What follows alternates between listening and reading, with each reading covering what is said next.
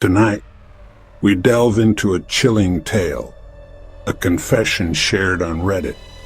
The user goes by the name at Basement Echoes, a name that already hints at the unsettling nature of what we're about to uncover. This story comes from the depths of the internet, a place where truth and fiction often blur, leaving us to question the very fabric of reality. He swears every single word is true, a claim that adds another layer of intrigue to this already captivating narrative. He stakes his credibility, his online persona, on the veracity of these events. But can we truly believe him? That's the question we'll be grappling with as we dissect his account. And once you hear what happened, once the details of his experience are laid bare, you might never look at your own basement the same way again. The shadows, the silence, the unseen corners, they'll all take on a new, more sinister meaning. Prepare to have your perception of the ordinary, the mundane, irrevocably altered. It all started in November 2020, a seemingly ordinary month that would soon become etched in at Basement Echoes' memory as a time of inexplicable events and growing dread. The year 2020 itself was already a period of global uncertainty, and for this individual, it marked the beginning of a personal nightmare. He had just moved into a rental home nestled deep in the heart of rural Pennsylvania, a place of quiet solitude, a house with history etched into its very foundation. Old, with the kind of character that only time and the elements can bestow, and completely surrounded by woods, isolating it from the rest of the world. Just what he wanted, a sanctuary, a place to escape the noise and chaos of modern life, a haven where he could find peace and tranquility, or so he thought. The place was a 2-story house with a basement, an unfinished space perpetually shrouded in darkness and permeated by an almost palpable cold. A stark contrast to the warmth and comfort of the living areas above. He was told by the landlord, in a tone that perhaps should have raised more red flags than it did. Don't worry about the basement. It's just storage. Nothing interesting down there. You won't need to go down there at all. A seemingly innocuous statement, but one that would later echo in his mind with chilling resonance. And for the first few weeks, he took the landlord at his word. He didn't venture down those creaky wooden stairs even once, content to leave the basement as a dark, unexplored void beneath his feet. He had no idea what awaited him in the depths below. Until one night, he heard something. A low, dragging sound, like furniture scraping across concrete. He paused his TV, thinking maybe it was coming from outside. Then came asterisk, thud asterisk. From directly beneath his feet, he stood completely still. There were no pets, no neighbors, no one else in the house. He grabbed a flashlight and made his way down the basement stairs. Every step creaked. The air grew colder. He reached the bottom. Nothing. Just boxes, dust, silence. He convinced himself it was just the house settling. But the sounds continued, growing more frequent, more insistent. Every few nights, sometimes even on consecutive nights, the unsettling symphony would begin anew, scraping like something dragging across the concrete floor, thudding as if heavy objects were being dropped from a height. And then, the soft footsteps, barely audible, yet undeniably present, sending shivers down his spine. It was a constant reminder that he wasn't alone, desperate for some kind of proof, some validation that he wasn't imagining things. He tried recording it with his phone. He'd leave it running all night, hoping to capture the source of the disturbances.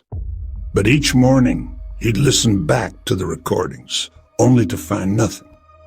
The audio always went silent, a complete and utter void, precisely when the noises happened. It was as if the house itself was conspiring against him, actively silencing the evidence. One night, he woke up abruptly 3:13 a.m. The room was plunged in darkness, save for the eerie glow of the alarm clock. The loud reverberated through the house, jolting him awake. It was louder than anything he'd heard before, a violent eruption of sound that shattered the silence of the night. This time, it wasn't just a sound. It was a physical force that was so powerful, so intense, that it shook the entire floor beneath him. Dust and debris rained down from the ceiling, and the bed rattled violently. Driven by a mixture of fear and morbid curiosity, he ran to the basement door, yanked it open with a desperate tug. But the staircase was pitch black, an impenetrable void that seemed to swallow all light. He fumbled for the light switch, his heart pounding in his chest. He flipped the switch, expecting the familiar glow to illuminate the darkness. Instead, there was a brief, blinding flash, followed by a deafening pop. The bulb exploded in a shower of sparks and shattered glass, plunging him back into the oppressive darkness. Now he was scared, truly and deeply scared. The playful curiosity had vanished, replaced by a primal fear that gripped him in its icy embrace. He couldn't take it anymore. He needed answers, or at least some reassurance. So, he called the landlord the next morning, his voice trembling slightly as he recounted the night's events. The landlord listened in silence, offering no immediate response. Paused for a long, unnerving time, the silence stretching out between them like a taut wire. Then, finally he spoke, his voice low and gravelly. Yeah, others have reported strange things happening in that house, but no one's ever stayed long enough to complain twice. What did that mean? What kind of strange things? And why hadn't anyone stayed long enough to complain twice? The landlord's words hung in the air, heavy with unspoken implications. Driven by a desperate need to understand what he was dealing with, he pressed further. He asked if someone had died in the house, if there was some tragic history he should know about. Without a word, without even a goodbye, the landlord hung up, leaving him alone with his fear and a growing sense of dread. Things escalated fast after that. It wasn't just the occasional bump in the night anymore. We're talking full-blown paranormal activity. The kind that makes your hair stand on end and sends shivers down your spine. The air grew heavy, thick with an unseen presence. You could feel it, lurking just beyond the edge of your vision, always watching, always waiting. Doors upstairs would creak open in the middle of the night.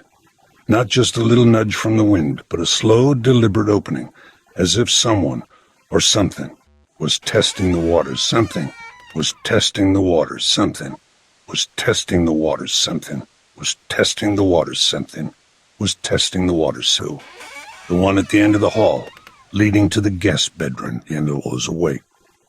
It was always the same door, too. The one at the end of the hall, leading to the guest bedroom.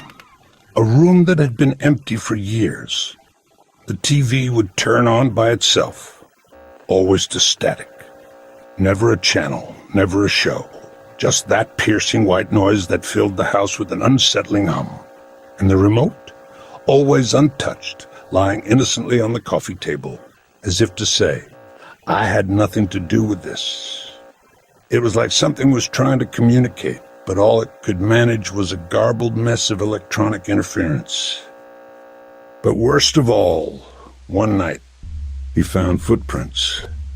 He had ventured down into the basement to check the circuit breaker after another inexplicable power outage.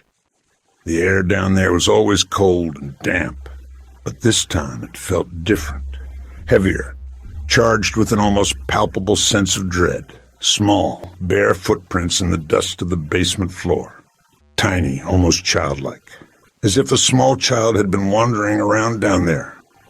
But there were no children in the house, and the basement door was always locked. But there were no prints leading to or away.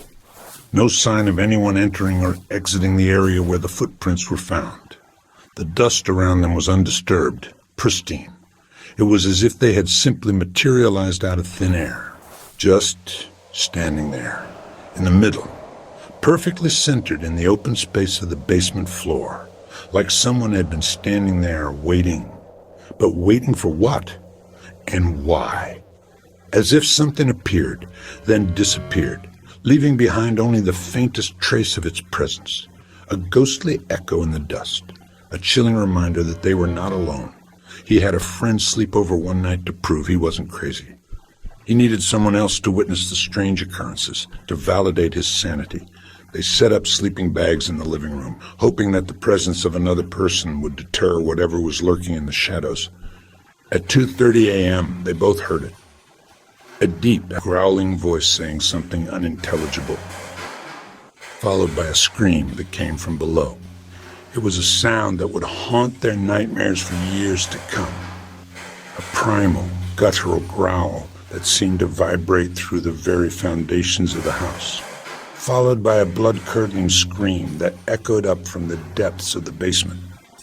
They both ran, left the house, never returned. They didn't even bother to pack their belongings. They just bolted out the front door and kept running until they were far, far away from that house of horrors. They never looked back. He ended the lease early. A few weeks later, he got curious and searched the property records. Turns out, in 1994, a man had kept his daughter chained in that basement for months. She died down there. Some say she still hasn't left. And every new tenant hears her trying to get out. Would you ever go into that basement alone? Tell us in the comments. And if you love chilling real horror stories, subscribe for more every week. Just don't watch alone.